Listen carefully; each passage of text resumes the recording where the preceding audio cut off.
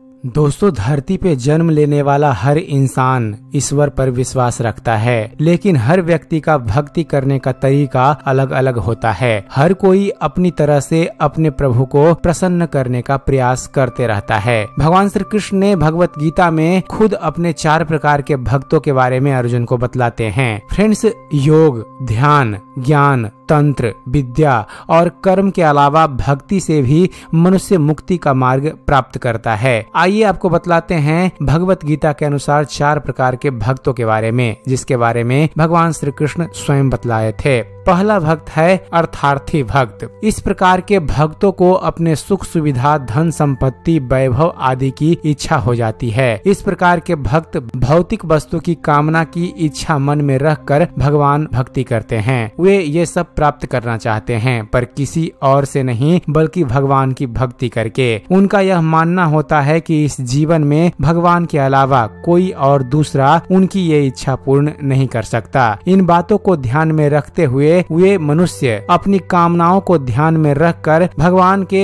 भजन, कीर्तन, पूजा पाठ करते हैं। धन, भौतिक वस्तु और कामनाओं के लिए वे भगवान पर ही निष्ठा रखते हैं। दूसरे भक्त हैं फ्रेंड्स आर्त भक्त। अपने ऊपर आफत आने पर, संकट में पड़ जाने पर, दुखी होने पर, दर्द होने पर, प्राण संकट में होने पर जो मनुष्य भगवान को याद करता हो और उनसे अपने सारे कष्टों को हरने की भगवान से प्रार्थना करता हो, वह मनुष्य आर्त भक्त कहलाता है। वह भगवान को केवल तब याद करेगा जब कोई मुसीबत या कोई शारीरिक कष्ट उसको हानि पहुंचाता है। वह कोई दूसरा उपाय ना ढूंढेगा, ना उस पे विचार करेगा। वह केवल भगवान से ही अपने कष्ट को दूर करने की कामना करेगा। ऐसे भक्त आर्य भक्त कहलाते हैं। तीसरा है जिज्ञासु भक्त। जिज्ञासु का अर्थ होता है जिसको कुछ जानने की जोरदार इच्छा हो। भगवान, शक्ति, ज्ञान आदि वह बातें जो इंसान का मन विचलित करती हो, ऐसी इच्छा को जानने के लिए जिज्ञासु भक्त भगवान की भक्ति करता है। वह भगवान तत्व जानने, उन्हें पाने की आकांक्षा रखता है। इसी वजह से वह भक्ति करता है, क्योंकि उसका भी यह कामना होता है कि उसकी जिज्ञासा केवल भगवान ही शांत कर सकते हैं।